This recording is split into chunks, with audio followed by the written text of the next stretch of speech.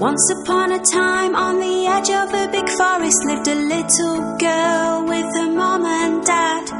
Every time the little girl went into the forest, in a red hood she would be clad. The little girl felt so safe in that forest, all because of the red hood she wore. The little girl's name became Little Red Riding Hood, a name that she did adore.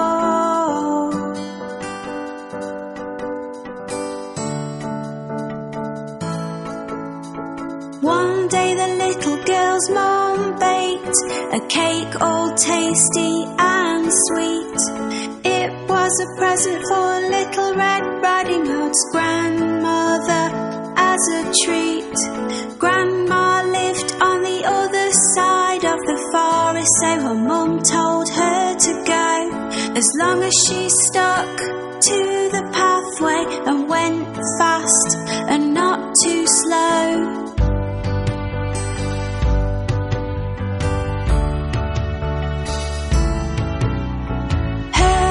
Told her not to stop or talk to strangers along the way, to always keep walking on, and never ever to stray. So off she went into the forest with a basket on her arm. Her mum hoped Little Red Riding Hood would not come to any harm.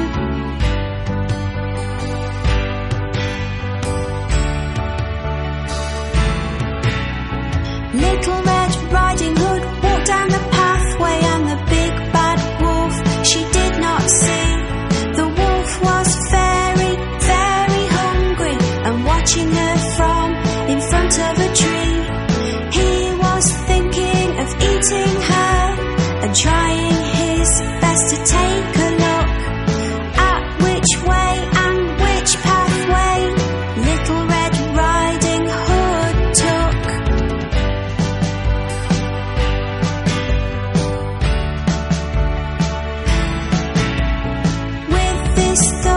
Inside his head, he came beside Little Red Riding Hood. The wolf tried to be friendly and in a voice which sounded sweet and so good. He said, "Where are you going, little girl?" He showed her a nice big smile. "To my grandmother's place," she said, "it will take me a little while."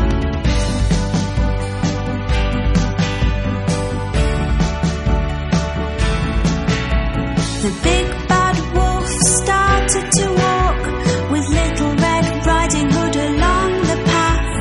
"You should pick these pretty flowers for your grandma," he said with a laugh. As Little Red Riding Hood was picking the flowers, the big bad wolf ran.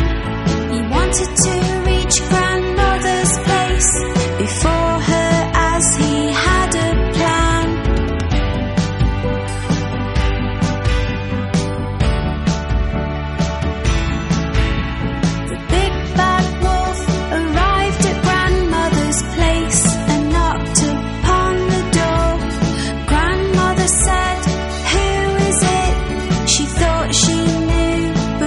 Be sure. The sneaky wolf changed his voice and said, "It's me, grandmother, Little Red Riding Hood." Grandmother was so pleased to hear it was her, and said, "Oh, is it you? That is good."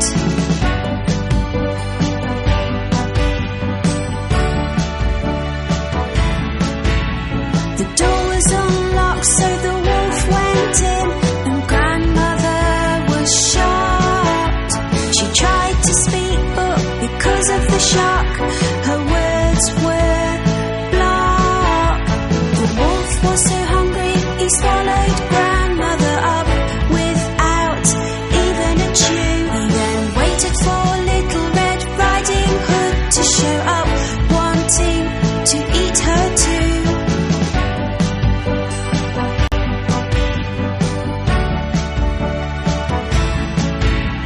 The wolf dressed himself in grandmother's clothes and jumped in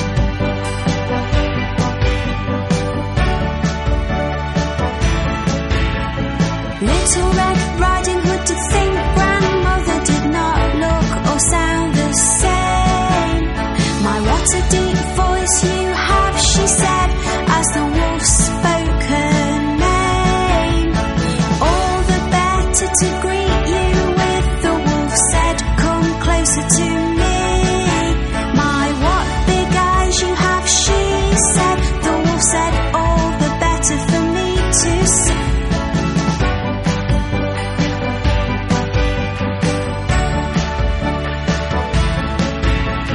My, what big ears you have, she said. The wolf said, all the better for me to hear. The big bad wolf said, Little Red Riding Hood, come closer to me, my dear.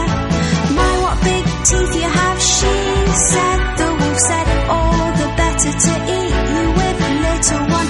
He jumped out of the bed and tried to pounce, but Little Red Riding Hood had started to run.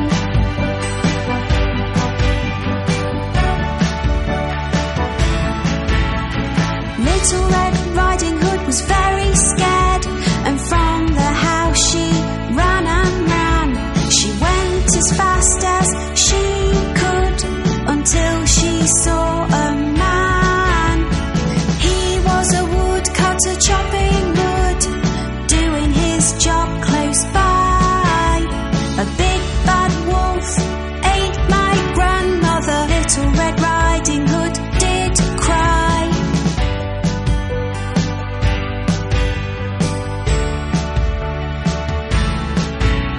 The woodcutter was very brave, grabbed the wolf and shook and shook. Grandmother came flying out with a rather worried look. She was scared and very shocked, but otherwise she was okay.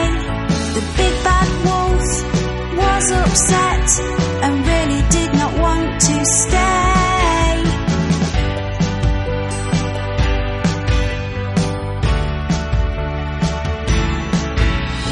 Grandmother was very lucky, as was Little Red Riding Hood. They had been left unharmed, which was really very good. The big bad wolf ran into the forest and hopefully would not be seen, because he was very frightening and he was very mean.